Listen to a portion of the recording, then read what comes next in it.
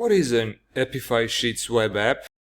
I'm gonna walk you through a demonstration of what it consists of, and let's see if I can do a good job. So then, we are looking at an official demonstration from the manufacturer of the framework that we use to create Appify web apps. It's called Express Application Framework, and the company behind it is called DevExpress.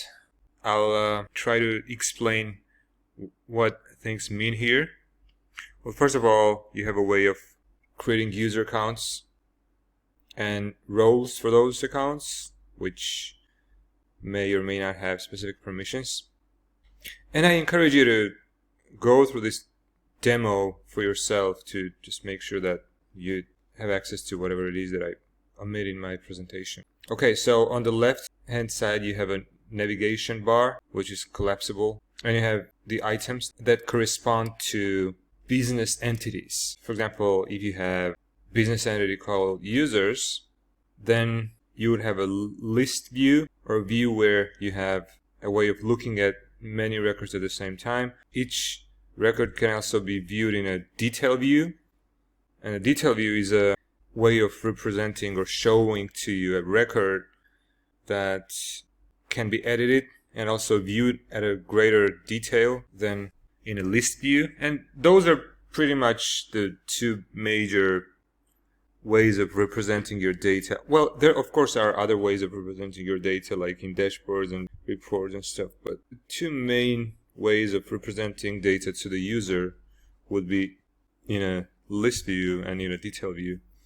Each list view has a way of filtering data through the search box right up here. Let's see, travel, and there you go. You can also sort columns. There's also a way of filtering each column, which I'm going to show you in another portal that we have created for ourselves. This is in Georgian again, pardon me for that. Okay.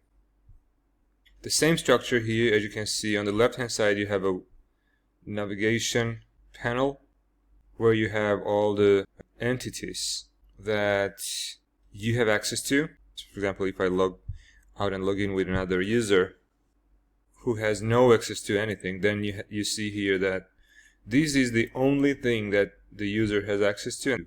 So this is a list view that can be filtered from the top of the list view. I can also click on the item to open its detail view.